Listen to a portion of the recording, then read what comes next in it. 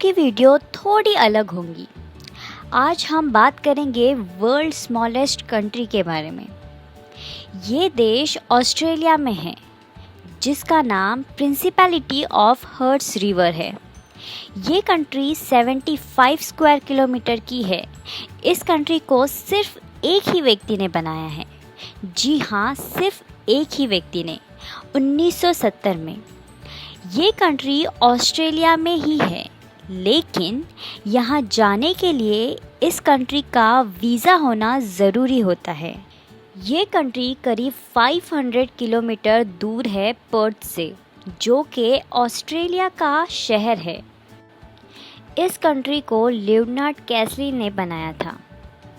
इस कंट्री को बनाने के पीछे की वजह ये थी कि ऑस्ट्रेलिया की सरकार ने एक बिल पास किया था, जिसकी वजह से लियोनार्ड और सरकार के बीच में काफ़ी सारी प्रॉब्लम्स हुई। वो क्या थी, आइए हम आपको बताते हैं। Wheat quota bill. West Australia government ने 1969 में वीट कोटा बिल पास किया, जिसमें ये लिखा था कि कोई भी किसान 100 एकड़ से ज़्यादा की चीज़ सरकार को नहीं बेच पाएगा। असल में प्रॉब्लम ये थी कि लियोनार्ड का जो फार्म था वो 13,000 एकड़ वीट प्रोड्यूस करता था हर साल। समझ नहीं आ रहा था कि वो इतने गेहूं का क्या करे, क्योंकि कोई खरीदने वाला ही नहीं होगा। लियोनार्ड ने बहुत सारे तरीके सोचे, गवर्नमेंट से बात की, गवर्नर से भी बात की, लेकिन इन सब का कोई फ़ायदा नहीं हुआ।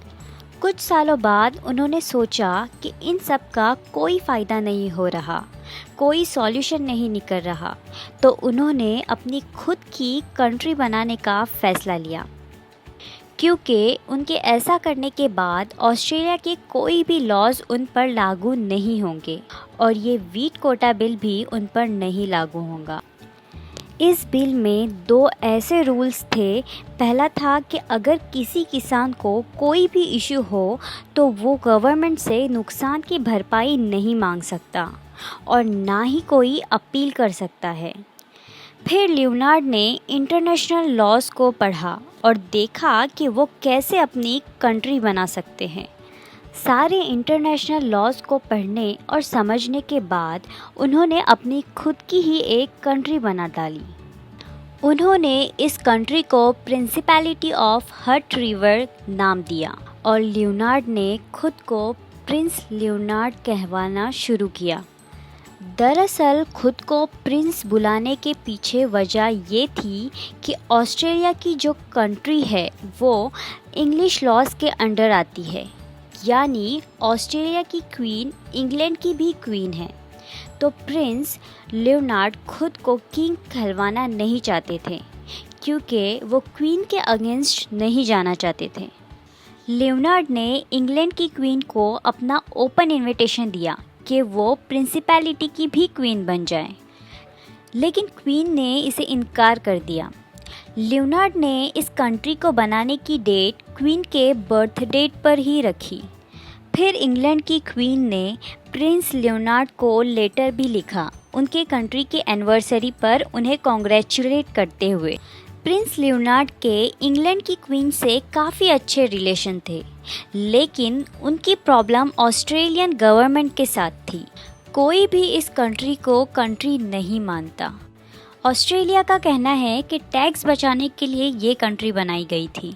यूरोपियन यूनियन ने 2006 में कहा था कि इस कंट्री का पासपोर्ट दुनिया की फैंटेसी पासपोर्ट में से एक है।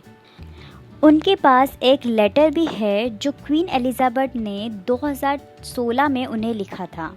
इस लेटर में क्वीन एलिजाबेथ ने प्रिंस लियोनार्ड को कॉन्ग्रेचुलेट किया था इस कंट्री की एनिवर्सरी पर। इस कंट्री की चौंका देने वाली बात यह है कि इस कंट्री की पॉपुलेशन सिर्फ 23 है और इस कंट्री में सिर्फ एक ही परिवार रहता है, जो कि प्रिंस लियोनार्ड का परिवार है। प्रिंस लियोनार्ड ने 2017 में अपने बड़े बेटे को प्रिंस बनाया। फिर 13 फरवरी 2019 में लंग इन्फेक्शन की वजह से उनकी मौत हो गई। ऑस्ट्रेलिया की सरकार से प्रिंस लियोनार्ड के परिवार को medical benefits, pensions, educational facilities और वोटिंग राइट्स भी नहीं मिलते। हालांकि ऑस्ट्रेलिया में वोटिंग कंपलसरी है। इस छोटी सी कंट्री में ज़्यादा कुछ तो नहीं है। यहाँ सिर्फ 2-3 घर है और एक परिवार है जो कि प्रिंस लियोनार्ड का है। इस कंट्री में ना हॉस्पिटल है, ना कोई स्कूल है और ना ही कोई होटल है। यहाँ 75 स्क्वायर किलोमीटर में फैला उनका खेत है और उनका पूरा परिवार खेती करता है।